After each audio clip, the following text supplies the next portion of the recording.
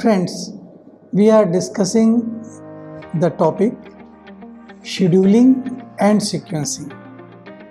In the previous sessions, we have provided you a detailed discussion about the scheduling, types of scheduling, sequencing, and the type of sequencing. The various types of sequencing, just like shortest process time, first come, first serve, last come, first in, all these things which we have discussed. We are now going to provide you the detail about the scheduling system for a high continuous system. We are also going to explain the externally oriented scheduling. We will describe Gantt chart, and then the most important rule, which is also known as Johnson rule for scheduling, that we are going to discuss with the help of one examples. Now, if we discuss the scheduling for high continuous system, we can say that scheduling is the process by which the given sets of orders are processed to the available resources. There can be one resource or source or more than one source for processing of the given orders. There are several objectives, and we are going to produce the product in order to achieve these objectives. The common objectives which are used in scheduling are minimization of throughput time, meeting due time requirement, or maximization of resource utilization. These are some of the common objectives which we should keep in mind while scheduling for a high continuous system. Now, what are the types of high continuous scheduling system? We have described the continuous scheduling system or high continuous system, continuous scheduling system in the coming slides. The first type of scheduling system is known as externally oriented scheduling. Here, the customers act as a scheduler, as he or she fixes the day, cost, and other facilities related to the production of orders. In this type of scheduling, customers are easily recognized and subsequently their required orders are identified both on the basis of the nature and the delivery date of the product. In this process, it becomes a simple task for the manufacturer to plan a schedule till the completion of the whole orders.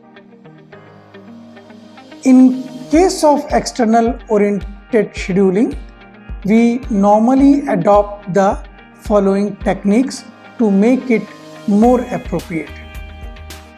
The first technique is material requirement planning.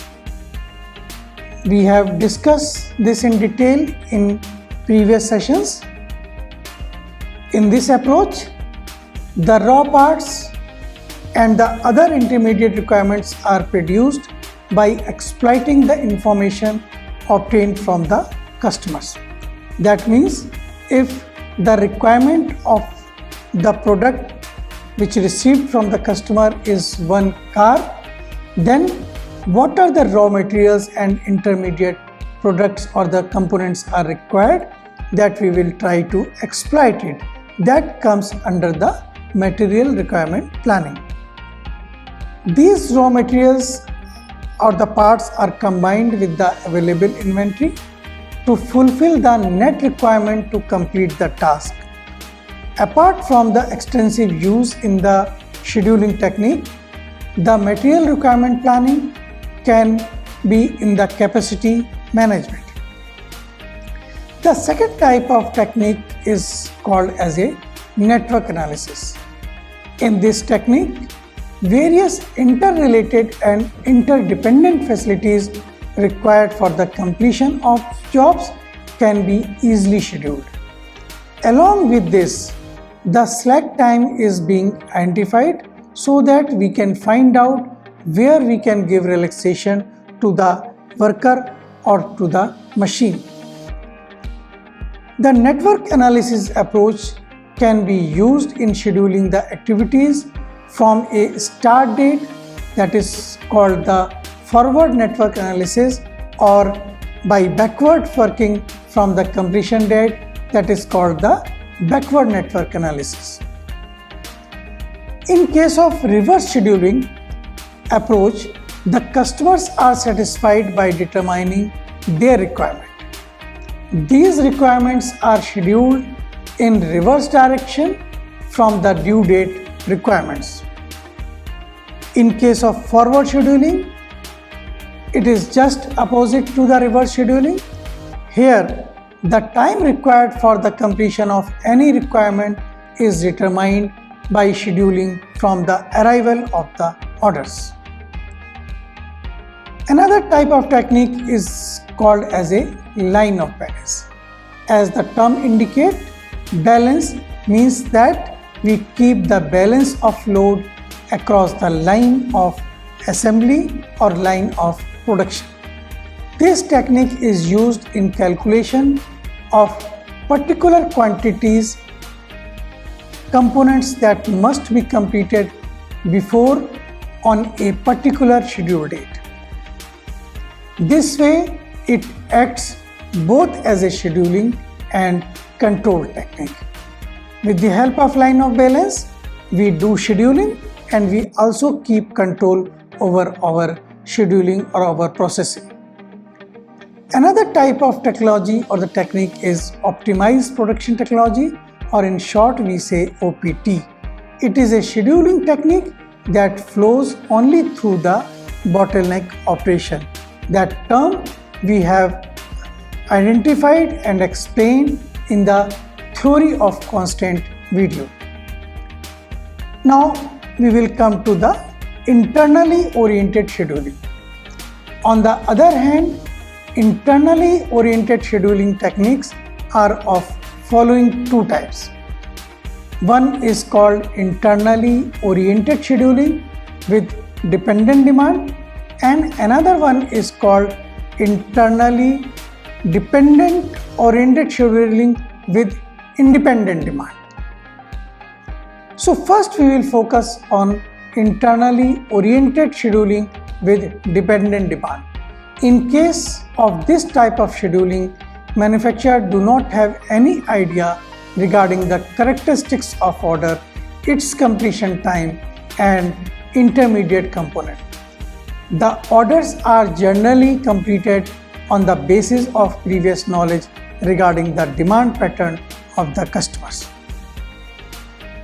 In this type of situation normally occurs if the order requirement belongs to any specific customer without the condition of due date.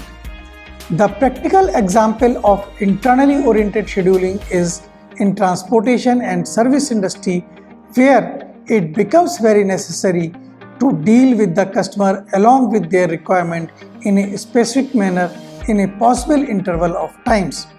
However, this time requirement is not imposed by the customer.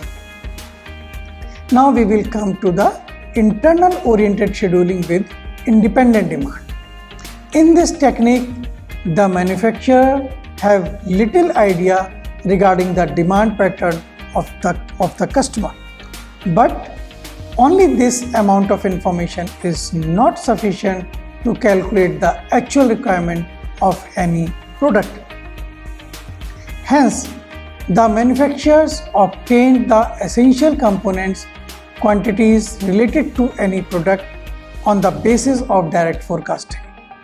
Therefore, the problem arises in the timing of an estimated activity. Now we will discuss that different techniques used for the type of scheduling.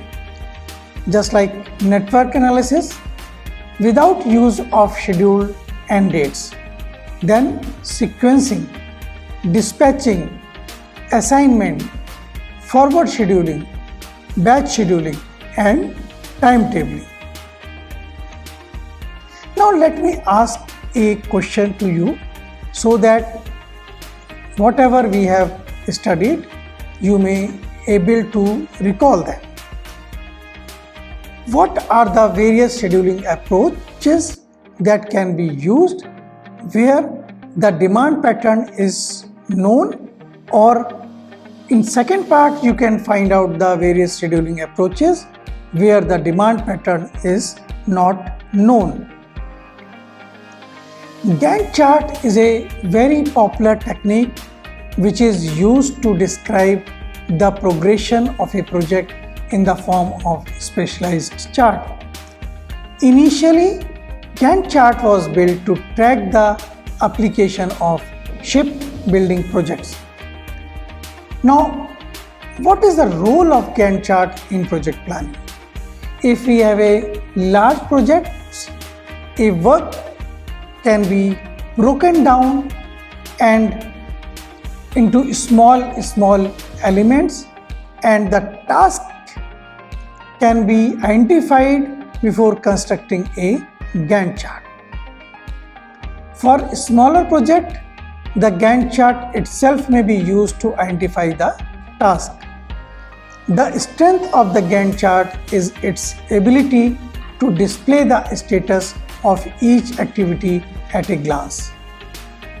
If you have a large project, suppose I say doing a PhD, then its various elements may be literature review, questionnaire survey, modeling, writing thesis, then presentation. All these activities are the part of the major project which is doing a PhD. But for a smaller project, suppose we want to conduct a descriptive analysis. It is a smaller project where the Gantt chart is used to identify its task. When we talk about the role of Gantt chart in project planning, it is now various types of project management softwares are available, and it is very easy to construct using a spreadsheet and often appears in simple ASCII formatting in emails among the managers. For sequencing and critical path analysis, network models such as CPM or PERT are more powerful for dealing the dependencies and the project completion time. Even when network models are used, the Gantt chart often is used as a reporting tool because it will tell you the situation or the schedule of the different tasks comes under the major project.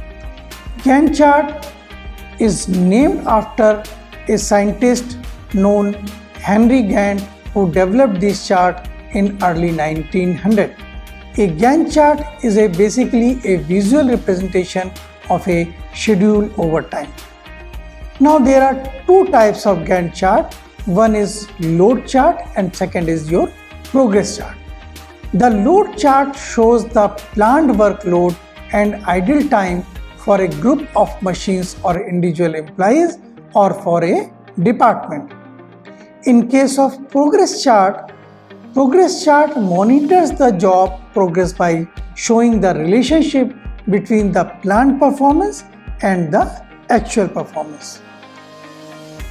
Now I will again ask you few questions, just like what do you understand by Gantt chart? Second question, do you find any importance of Gantt chart in project planning?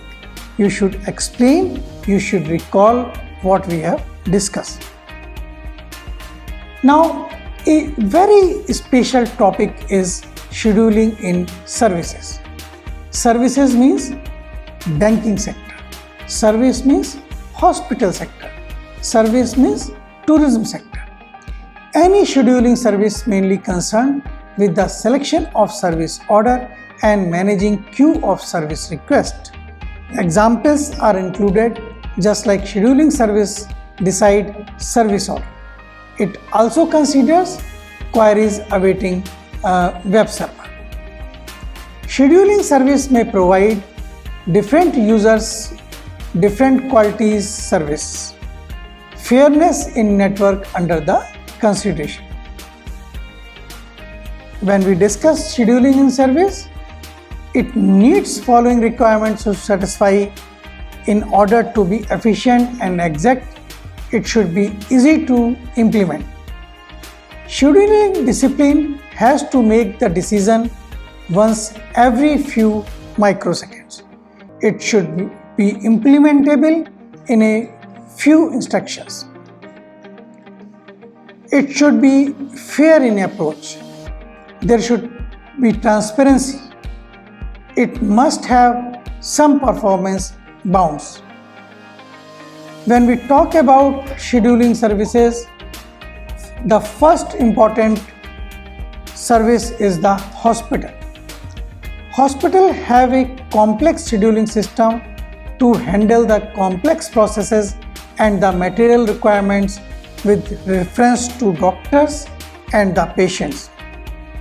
Our banks use a cross-trained and flexible workforce and a part-time workers.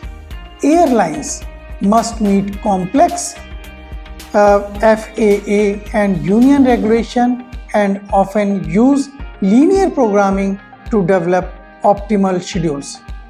24/7 schedules use flexible workforce and variable schedules. Now, if we compare the manufacturing with service with respect to scheduling, in case of manufacturing, schedules machine and materials, while in case of service industry, we are going to schedule the staff. In manufacturing, inventories are used to smooth the demand. Here, we are not using inventories. Machine intensive and the demand may be smooth. In case of service, it is a labor intensive and demand may be variable. Another important point that scheduling may be bound by the union contracts, while in case of service, legal issue may constrain the flexible scheduling. In case of manufacturing, few social or behavior issues are there, while in case of service and industry, the most important part is the social and behavior issues. Friends, we have discussed about the scheduling in the services. We have also compared how the scheduling differ in case of manufacturing sector and in case of service sector. So, as a self-assessment question, you should give answer to my question that what do you understand by scheduling in services? Now we are taking a very simple rule, because when we have only one machine, definitely there is no issue, as we have discussed in case of sequencing also, that the product or the item which takes least time is preferred first, then followed by second, third and fourth and fifth. But if you have n number of jobs, or you have two resources or two machines, then we have to apply Johnson rule, because here the aim is to minimize the total production time and idle time of the system under the consideration. How we will implement Johnson rule, that we have given stepwise in the coming table. You just focus on this table. It contains 6 steps. As a first step, we have to list all of the jobs and their times for each work center or the machine. In the second step, we will select the job having the shortest activity time, as we do in the one resource. If the activity selected lies under the first work center, we will schedule the job first. If the activity selected lies under the second workstation or the work center, we will schedule the job at the last. The selected job must be eliminated from the list, and we repeat the steps from step 2 to step 5 unless and until all the selected jobs get scheduled. Here we are taking a small example. The first work center is your drilling press, and the second workstation or the center is lathe. There are 5 jobs, A, B, C, D, E, and the 5 units of time is consumed by job A for work center 1, while it takes only 2 units of time in center 2. So let us schedule this with the help of this example. Initial schedule, we have A, B, C, D, E. Now since the B job has the least activity time, and since it is in the work center 1, so we have given the first schedule to job B on work center 1. Then we will come to again second. We have found that which job is having the least time. Now here the job A is least time, and which is on the work center 2. So what we will do, we will put them on work center 2 in the last. Now we will see, we will repeat the process. We come to know that C is again having the least time, but it is on the work center 2.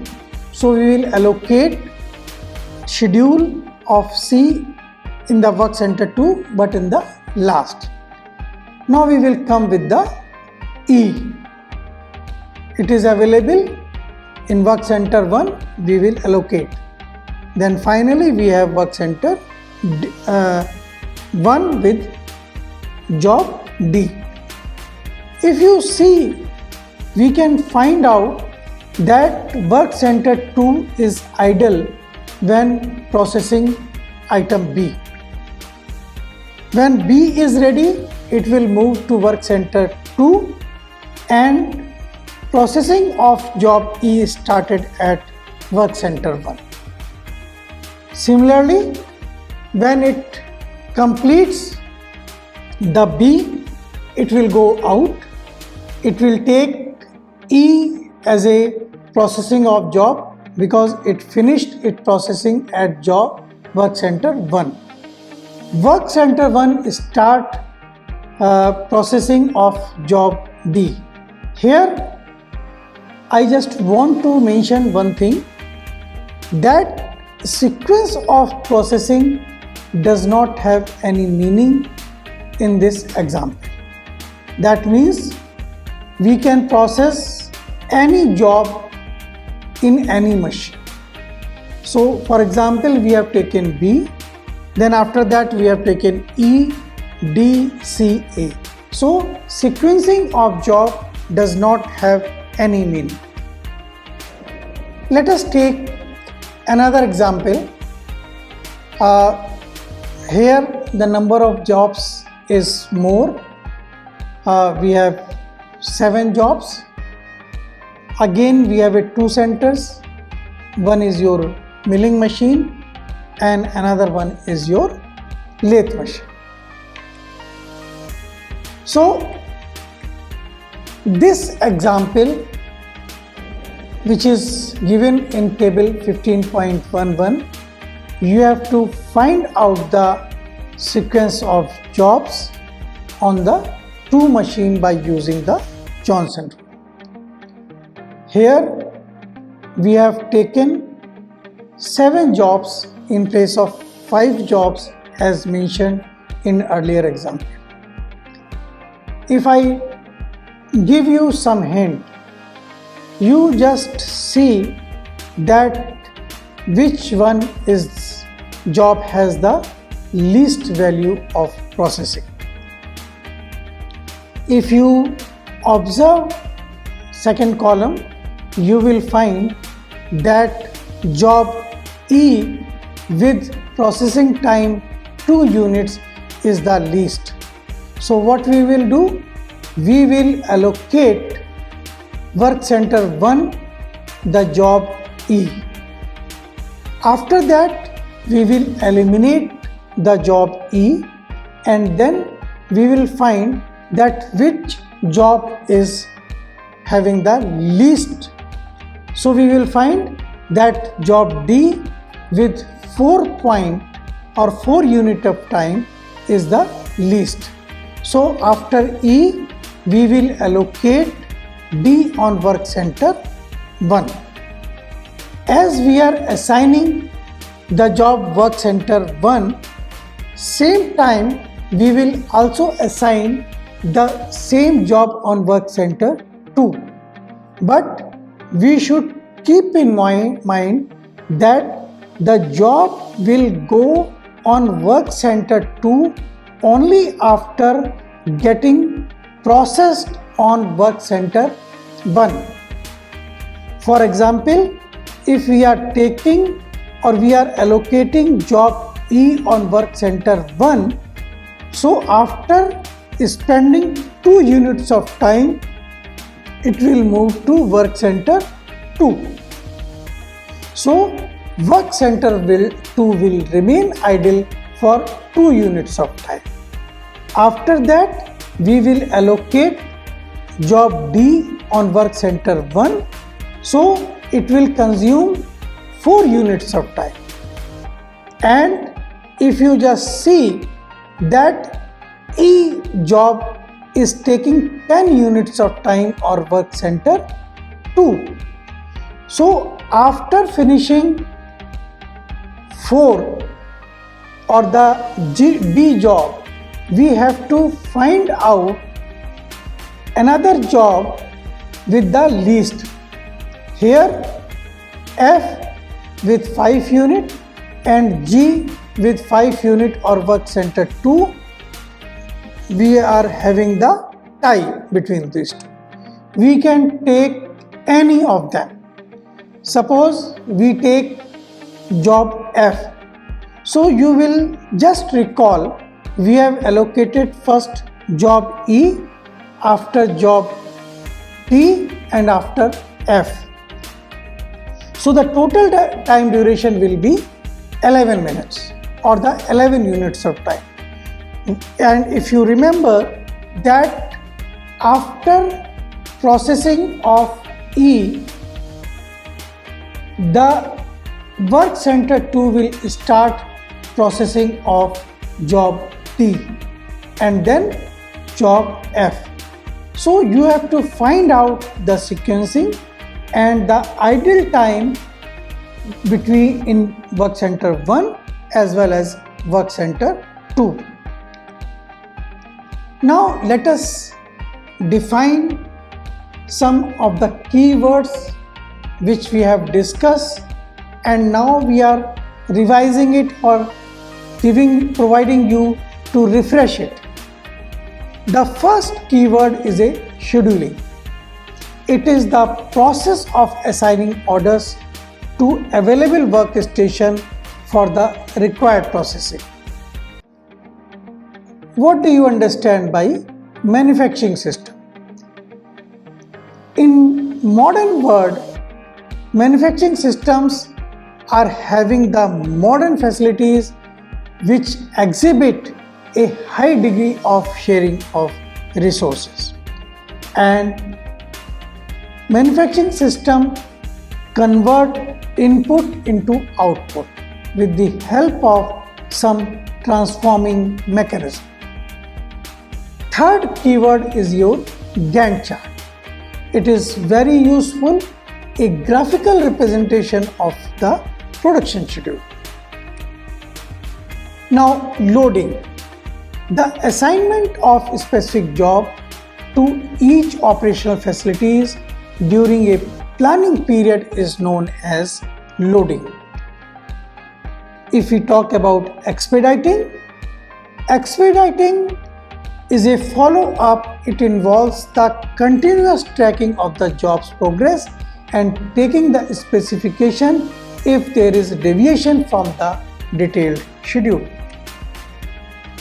In the previous session, we have understood the importance of schedule. We have understood the role of scheduling in high continuous system, and both we have discussed in detail. We have discussed the planning approaches with some improvement techniques. We have also provided you suitable examples so that you can have the easy and clear understanding. In this session, we have explained scheduling for high continuous system. We have also described the Gantt chart and external oriented scheduling. Then, with the help of example, we have provided you a technique how to apply Johnson rule for the scheduling. I hope you must have understood the session and you have enjoyed. Thank you.